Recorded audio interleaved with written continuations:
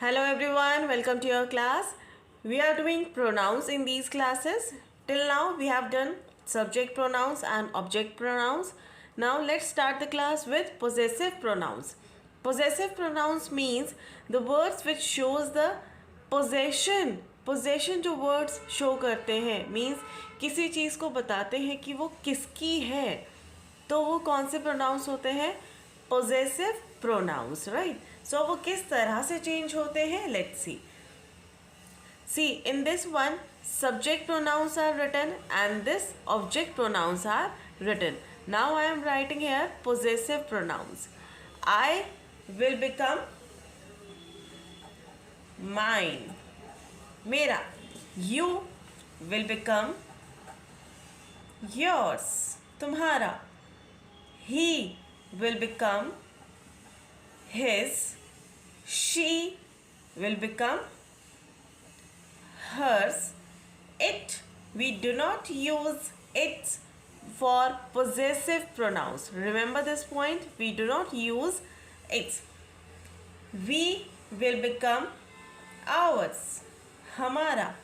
You for plural, which means for more than one noun we use yours. That means it is same for singular as well as plural.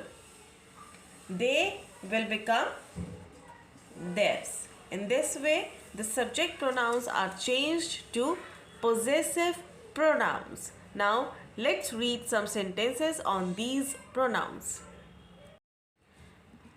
Now, see these sentences. I bought this car. This car is mine. ये car मैंने खरीदी है. ये car मेरी है. This book is his, not yours. ये book उसकी है, तुम्हारी नहीं है. My hair is longer than hers. मेरे hair longer, बड़े हैं उससे. This room key is yours. ये रूम की तुम्हारी है, yours. It is not your fault, but theirs. ये तुम्हारा fault नहीं है, उनका है. Which table is ours? हमारा टेबल कौन सा है? इसमें आप possessive pronouns आप देखेंगे. First sentence में लिखा है mine. I bought this car. मैंने ये कार खरीदी है.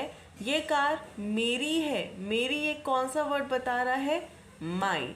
This car is mine. तो mine क्या है? Possessive pronoun है. This book is his, not yours. ये बुक उसकी है, तुम्हारी नहीं है. ये possession show कर रहे हैं.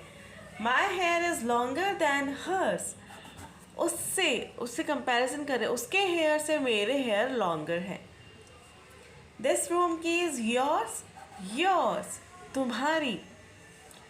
It is not your fault. अब देखो यहाँ पर है your fault, तो ये your ये possessive pronoun नहीं है. यहाँ पर yours है. इसमें एक पॉइंट ध्यान रखना है, possessive pronouns में हम कभी भी apostrophe s यूज़ नहीं करते हैं. apostrophe s का यूज़ कभी नहीं होता है. That means हम इस तरह से yours right नहीं करते हैं. possessive pronouns में apostrophe यूज़ नहीं किया जाता है. s जनरली सिर्फ लगता है, तो इस केस में s नहीं लगा है, तो ये possessive pronoun नहीं है. theirs है, ये possessive pronoun है. which table is ours?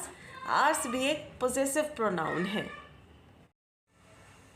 तो चलिए अब ये देखते हैं, जब हम बाकी सब ऑब्जेक्ट प्रोनाउंस में हम s ऐड कर रहे हैं तो वो possessive बन रहा है. जैसे yours, his, hers, ours.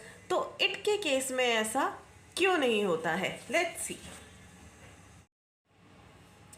सबसे पहले मैंने आपको ये बताया, इट्स मतलब अपोस्ट्रोफे एस वाला जो इट्स ऐसे अपोस्ट्रोफे एस करता है, इसमें अपोस्ट्रोफे कभी भी पोजेसिव प्रोनाउंस में यूज़ नहीं होता है.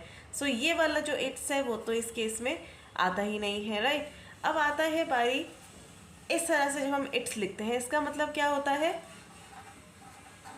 इसका या इसकी, राइट. ये होता है इट्स का मतलब. अब अगर मैं आपको एक सेंटेंस बताऊं तो आप देखेंगे, उसको रीड करेंगे. The elephant is in its, इसका मतलब आप समझ पा रहे हैं, the elephant is in its what, elephant कहाँ है, इज इन कहाँ, एलिफेंट कहाँ है। अगर मैं यहाँ लिख दूँ जू तो ये सेंटेंस कंप्लीट हो गया। The elephant is in its जू, एलिफेंट कहाँ है, इसके जू में है, एलिफेंट कहाँ है, उसके खुद के जू में है, राइट।